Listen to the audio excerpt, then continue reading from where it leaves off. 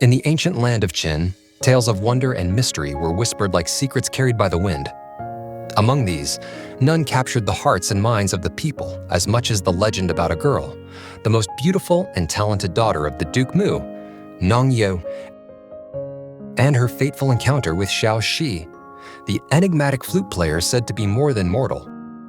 Stay with us as we unravel the timeless legend of love, transcendence, and the mysteries of the celestial realms. During the spring and autumn period, Duke Mu of Qin had a daughter named Nongyu. When she turned 1, the palace arranged a ceremonial test to discern the young princess's future inclinations.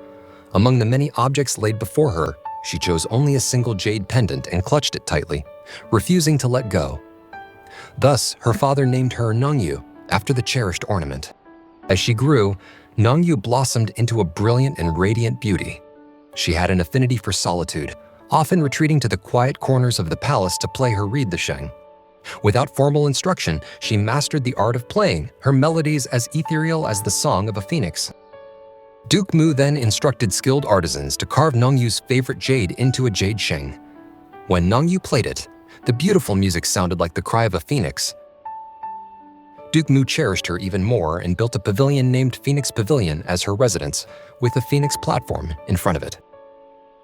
At the age of 15, Duke Mu sought a suitable husband for Nongyu. Upon hearing of her father's intentions, she declared, "My husband must be someone who can play the flute in harmony with me.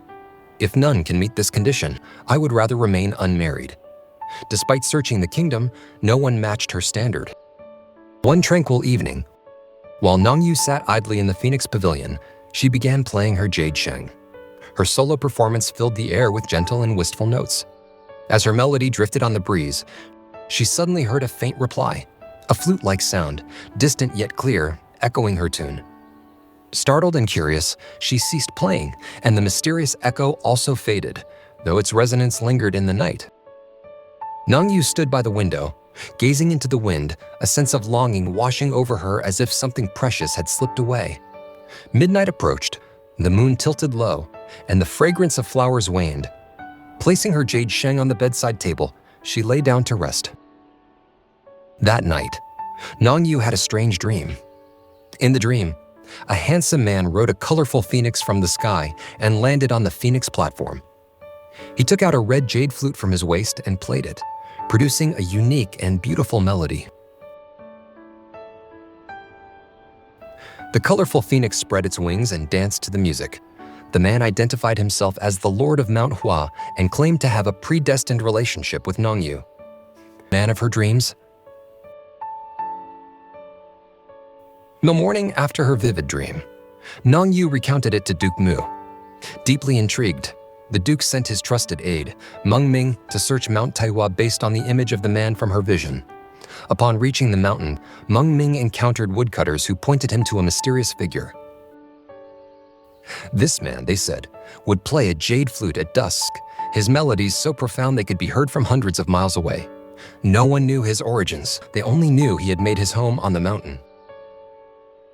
A man with a serene aura, clad in a feathered hat and a robe of silver silk, his presence reminiscent of an immortal. This man introduced himself as Xiao Shi. Though he could not play the reed flute, he was a master of the xiao, a vertical bamboo flute. Meng Ming invited him to meet Duke Mu. Nongyu requested that Xiao Shi demonstrate his flute playing before the Duke. As he began to play, a gentle breeze stirred the air. With the second melody, clouds of 5 colors gathered and swirled around the palace. By the third, white cranes soared in graceful arcs above, and peacocks alighted on the parasol trees in the courtyard. Soon, 100 birds of various species flocked together, chirping melodiously before dispersing into the sky. Nongyu watched intently and realized that the jade flute Xiao Shi held was the very one she had seen in her dream. Her heart swelled with joy. This was the man of her vision. Duke Mu, deeply moved, asked Xiao Shi about the origins of the reed flute and the xiao. Xiao Shi explained, both the reed flute and the xiao are inspired by the song of the phoenix.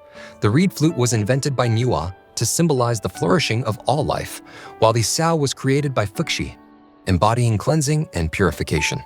capable of sweeping away all that is unwholesome in the world. The Duke then inquired, "How is it that your flute can summon so many birds?" Xiao Shi replied, "The sound of these Xiao closely resembles the song of the phoenix.